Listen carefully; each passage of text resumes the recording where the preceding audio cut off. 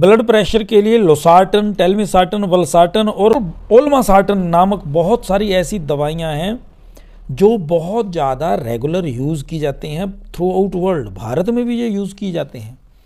ऐसे ही एम्लोडिपाइन, डिल्टियाज़म, विरापामिल, फिर atenolol, metoprolol, bisoprolol, कार्बिडोलोल और प्रेजोसिन, डोक्साजोसिन, फिर मिथाइल डोपा।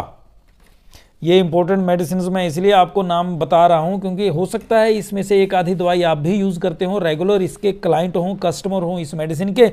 आपको ये याद रखना है कि मेडिसिन आप नहीं छोड़ रहे हैं, आप एक नई आदत अपना रहे हैं जो हो सकता है आपको इस दवाई के चंगुल से छुड़वा दे। तो आपको करना क्या है, अनुलोम विलोम प्राणायाम लगातार करते रहना है। साथ में आप वीडियो सुन रहे हैं, सुनते रहिए, लेकिन अनुलोम विलोम प्राणायाम आप बंद ना करिए किसी भी हालत में। आप टीवी देख रहे हैं, आप खाना खा रहे हैं, तब याद रखना है कि मुझे प्राणायाम करना है। टीवी देखते हुए प्राणायाम कर सकते हैं, खाना खाने के एकदम बाद भी कर सकते हैं अनुलोम विलोम प्राणायाम। अनुलोम विलोम प्राणायाम एक ऐसा प्राणायाम है जो हर कोई कभी भी कर सकता है। हाँ, अगर नाक बह रही है तब थोड़ा बचाव रखना।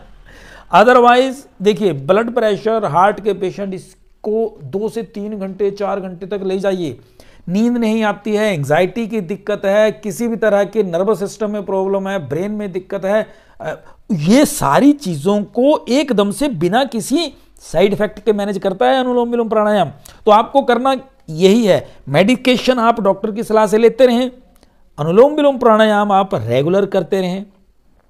एम्लोडिपाइन और टेलमिसार्टन का कॉम्बिनेशन भी दिया जाता है, फिर लोसार्टन एच नाम से मेडिसिन दी जाती है, वो भी दी जाती है। ये 2 दवाइयां इकट्ठी क्यों दी जाती हैं? ताकि क्योंकि एक दवाई का फर्क नहीं पड़ रहा, असर नहीं हो रहा उस यूजर पे, जो प्रयोग करता है उसके ऊपर। अब मेडिसिन की डोज बढ़ा दो या फिर दवाइयां 2 कर दो, फिर उसका प्रभाव पड़ता है।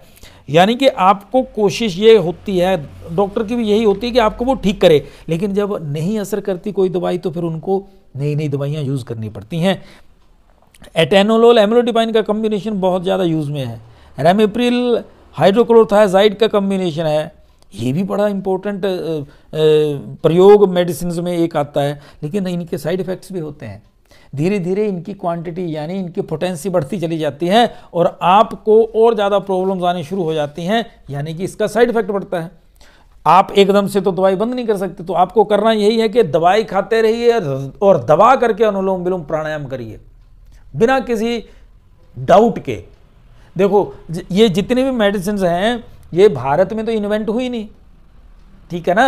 ये ज़्यादातर तो जो जिन मेडिसिन के मैंने नाम लिया एलोपैथिक मेडिसिन हैं, हमने इन पे डाउट कभी नहीं करा।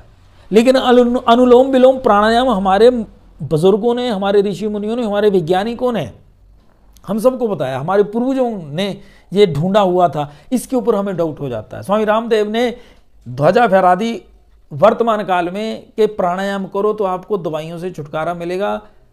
उस पे हम डाउट कर जाते हैं।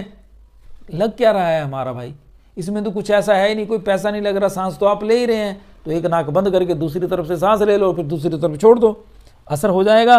आपका परिवार और आपकी सेहत दोनों तंदुरुस्त हो जाएंगे, दोनों खुशहाल हो जाएंगे।